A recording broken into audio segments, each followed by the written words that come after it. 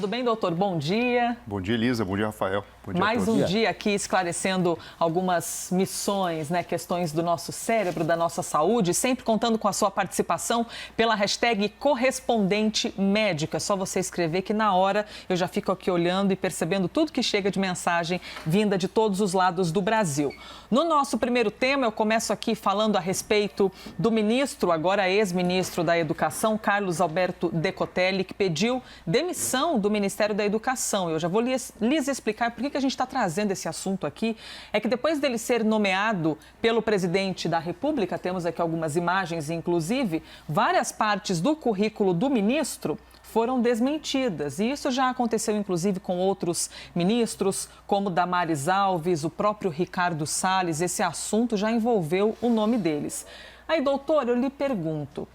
A gente trouxe o exemplo, mas sem levar como um juízo de valor aqui, refletindo e questionando qualquer coisa. Mas o que nos leva a, de vez em quando, dar aquela maquiadinha no currículo, a ponto de, muitas vezes, dizer que fizemos alguma coisa que, na verdade, não fizemos? Por que o ser humano faz isso de vez em quando? O grande impasse, ou a grande diferença que existe é o balanço entre o ser e o ter. Então, quando a gente examina o que acontece dentro do cérebro humano, fica mais simples da gente entender esse processo que ocorre, de fato, muitas vezes acaba sendo mais comum do que a gente imagina, em maior ou menor grau.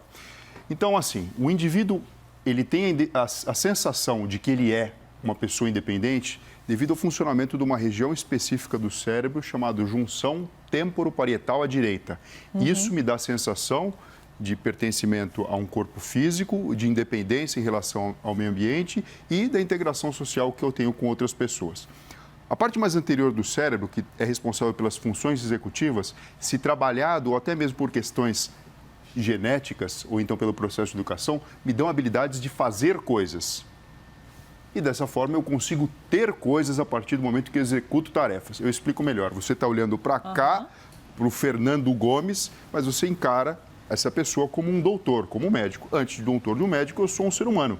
Então, a gente confunde a função com o poder de execução e com o próprio indivíduo. Então, isso é natural.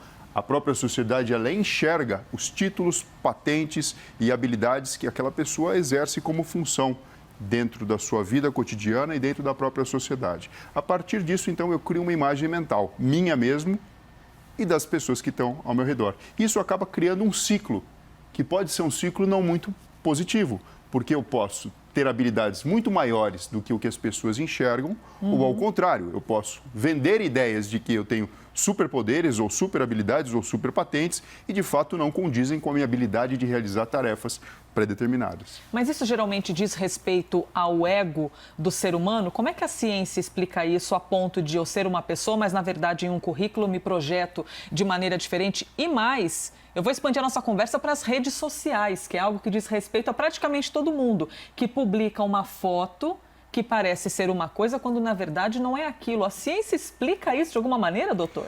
O nosso cérebro, ele não consegue ter filtros para realizar a edição das memórias. Então, tanto faz se o evento foi muito feliz ou se o evento foi muito triste e perturbador, meu cérebro vai fixar essa memória e se ela for muito perturbadora, ela pode ficar guardada em regiões profundas do cérebro e se manifestar depois em formas de traumas, de problemas emocionais internos em próximos relacionamentos ou em próximas vivências.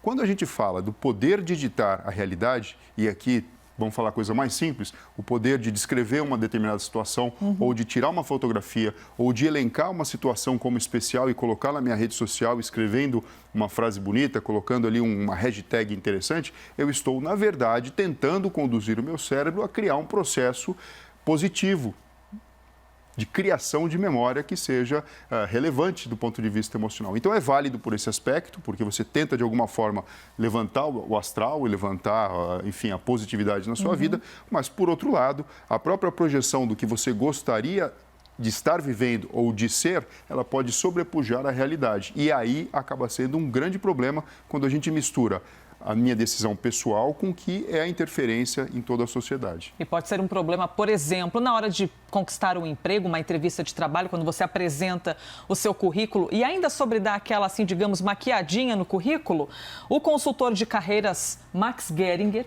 nos traz agora umas informações e explica que o avanço da tecnologia fez as pessoas redobrarem os cuidados na descrição das experiências. Vamos aqui conferir juntos por quê. Então, o que acontece? Eu estou achando interessante. Um monte de gente que talvez tenha exagerado um pouco no currículo há anos atrás, sabendo que dificilmente isso viria à tona, agora, quando atinge uma posição de destaque, começam as especulações, vão atrás, ver se isso é verdade, ver se a tese de doutorado ou de mestrado realmente existiu, se ela não é plágio. E quando é descoberto, é só botar numa rede social que ela se espalha rapidamente pelo Brasil inteiro. Pois é, a rede social virou uma vitrine onde descobre-se tudo sobre a pessoa, basta muitas vezes dar um Google. E aí, doutor, eu lhe pergunto, como é que a internet e as redes sociais podem participar desse processo de autoafirmação da pessoa nessa realidade projetada, às vezes distante da realidade? Olha só, muitos serviços de seleção de pessoal levam em consideração não simplesmente mais, Elisa, o currículo que a pessoa entregue, mesmo que seja um currículo validado e comprovado e até mesmo real. Uma forma de você entender como é o comportamento da pessoa é a análise das redes sociais. Tanto é que até pode se discutir, né? Seria ético isso, essa avaliação ou não? Mas, na verdade, as redes sociais são abertas. É uma vitrine, uma exposição. É uma vitrine e, de uma forma muito tranquila, você consegue mais ou menos perceber de uma forma orgânica como aquela pessoa reage em relação às expectativas, aos sonhos e à postura em relação à própria vida. E na hora de ter essa relação com as redes sociais, existem pessoas que chegam a viver uma mentira constante e existem doenças, não sei, pessoas que têm mania de mentir tanto que elas mesmas acabam acreditando na própria mentira? Existem. A gente pode pegar assim, a pessoa tem um comportamento de se relacionar com a realidade de uma forma neutra, de uma forma positiva, de uma forma que nega os efeitos adversos, ou então a pessoa pode entrar dentro de um diagnóstico que acaba sendo um indivíduo mitomaníaco, que ele passa a acreditar naquela mentira que ele mesmo projeta e reafirma constantemente. Fato é que essas pessoas, elas podem, em determinado momento, até se conseguirem galgar altos postos, terem uma crise de consciência, porque no fundo, ou ela imagina que todo mundo que está à volta, numa situação equivalente, fazem as mesmas coisas e vão quebrar a cara porque vão perceber que não é assim que funciona, ou então, quando são colocadas à prova para executar a tarefa que se dizem aptas a realizar, não conseguem fazer. E aí vem uma crise que, infelizmente, ela é muito triste, muito dura, e o indivíduo é convidado a conversar consigo mesmo e entender que o processo real da construção de tudo, da nossa vida, da carreira, é baseado em fatos reais e sólidos. É aquela verdadeira história que a gente ouvia na infância dos 3 porquinhos. É melhor você construir a sua casa com alvenaria do que com madeira ou então com palha.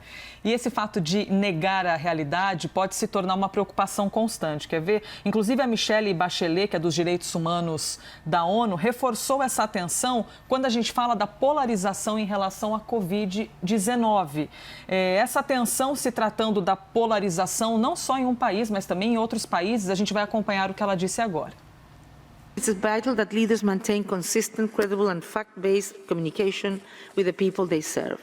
In Belarus, Brazil, Burundi, Nicaragua, Tanzania and the United States, among others, I'm concerned that statements that deny the reality of viral contagion and increasing polarization on key issues may intensify the severity of the pandemic by undermining efforts to curb its spread and strengthen healthcare systems.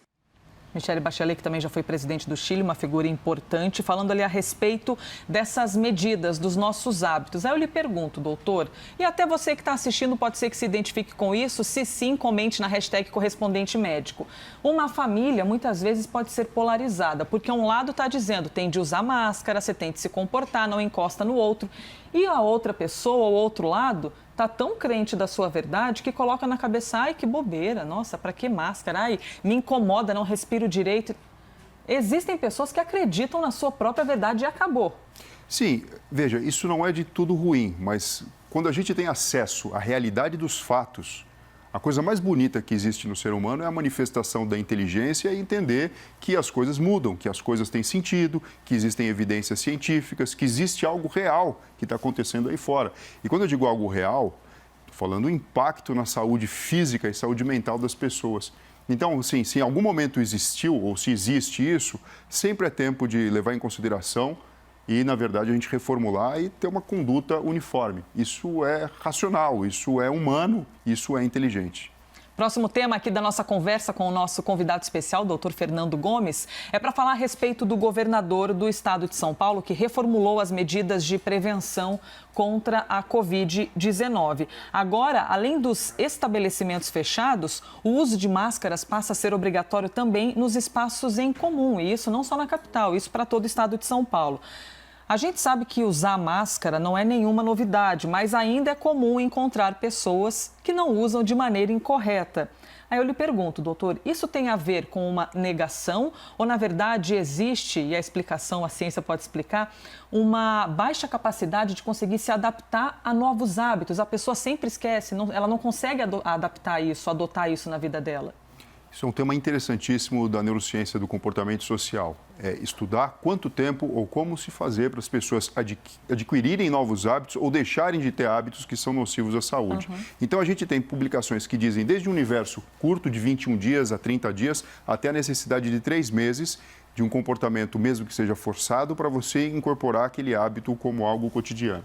Nos primeiros 10 dias ou na primeira semana, muitas vezes esses hábitos eles podem ser insuportáveis. Passado esse primeiro tempo, existe uma sensação de desconforto, mas não mais de ser insuportável. Depois que a gente ganha aí da terceira para a quarta semana, vem uma fase que praticamente é irrefreável. E aqui a gente precisa, justamente quando a gente fala do distanciamento social, da utilização de máscara, a existência da educação continuada, funcionando como reforço positivo para a manutenção desse hábito. Cerca de 95% das pessoas, quando a gente fala um hábito que não é tão importante, pode ser voluntário para cada indivíduo, acabam desistindo aqui, nesse começo, de 2 a 3 semanas. Sendo por quê? Porque a gente tem uma tendência natural a utilizar comportamentos que foram conquistados e galgados pela nossa memória de longo prazo. Então, não faz sentido você sair na rua com máscara, porque você nunca fez isso. Isso é alguma coisa extremamente nova e diferente do atual. É lógico que você tem o reforço quando você olha para as outras pessoas e você verifica que elas estão utilizando máscara. Agora, o efeito da multa acaba funcionando num outro circuito cerebral, porque acaba sendo um reforço negativo. Funciona como se fosse uma bronca, um castigo ou uma advertência que um professor dá. Frente à relevância da situação, entendendo que nós conseguimos, sim, ter uma flexibilização desde que o comportamento seja ajustado, num racional de não propiciar uma rápida difusão do vírus, é importante, muitas vezes, para que a gente tenha esse hábito. Isso acontece com as leis de trânsito, né? Então, assim, por mais que a gente fale, se a gente não tivesse a questão da multa, da questão de todo esse gerenciamento, muitas pessoas ainda teriam o hábito de ingerir bebida alcoólica, dirigir na sequência e matar pessoas inocentes. Deve ser por isso que os primeiros dias de uma lei de trânsito, por exemplo, as pessoas recebem notificações, avisos, e só depois começam a ser multadas, porque existe esse período de adaptação realmente de qualquer ser humano. E falando a respeito da quarentena, isolamento, pandemia, hoje faz 100 dias que o estado de São Paulo começou aí nessa missão de isolamento, de quarentena. Então, é um hábito que as pessoas tiveram de adotar, de se adaptar. Telespectadores da CNN contaram pra gente como é que eles estão lidando com este período. Vamos ver. Oi, meu nome é Everton e eu aproveitei esses 100 dias de quarentena para botar minhas séries em dias e me atualizar sobre política internacional e nacional. Meu nome é Fernanda, eu estou há 108 dias isolada. Eu acho que o maior desafio desse isolamento é não poder ter contato físico com as pessoas que eu amo. Isso tem sido muito difícil para mim, mas em compensação eu aprendi a meditar, eu testo receitas novas, eu coloco série e filme em dia. Então eu estou tentando compensar o tempo, a distância física com essas pessoas de outra forma. Tá aí, todas as explicações. De que maneira o nosso cérebro pode ser treinado, se é que eu posso dizer assim, para se adaptar com uma nova realidade, uma nova rotina, um novo hábito? Uma dica prática é a gente já incorporar essas, por exemplo, a máscara, em coisas que a gente habitualmente já faz. Vou te dar um exemplo. Já aconteceu comigo mesmo, de dar os primeiros passos fora de casa e lembrar que eu estou sem máscara e precisa dar a volta e retornar. Mas a gente não esquece, por exemplo, do celular ou da chave com mais dificuldade. Ou com menos frequência. Então, deixar junto, por exemplo, a máscara com um aparelho celular pode ser algo que venha te facilitar. Distribuir nos diversos ambientes em que você venha frequentar, então, por exemplo, o carro, a sua bolsa, a sua pasta de trabalho ou mesmo outros utensílios, máscaras disponíveis para que você possa a todo momento ter acesso a elas. E lembrando, né, quando a gente observa as outras pessoas, entender o motivo racional pelo qual a gente está adotando esse novo hábito, essa nova postura, que é para um bem maior, que é para o bem da sociedade. Tem vários comentários chegando aqui pela hashtag Correspondente Médico. Eu agradeço ao Jorge Luiz, José Roberval, Ézio, César Castro, Cris Martinez, muitas pessoas mandando comentários a respeito do que nós estamos dizendo aqui. Vou citar um aqui para poder representar todos eles. O José Roberval disse: temos de ser honestos para termos uma boa conduta de seriedade em nossas vidas, não é mesmo? E fala de Embu das Artes, em São Paulo, fazendo referência ali a dizer a verdade, quando se diz respeito a um currículo, rede social ou na vida toda. Enfim, espero que você tenha gostado da nossa conversa e saiba que todos os dias você pode participar pela hashtag Correspondente Médico. Doutor Fernando Gomes, um bom dia para o senhor e obrigada mais uma vez. Bom dia, Elisa, muito obrigado. Bom dia, Rafael. Bom dia a todos. E que o nosso dia seja ótimo, dentro do possível e de todas as notícias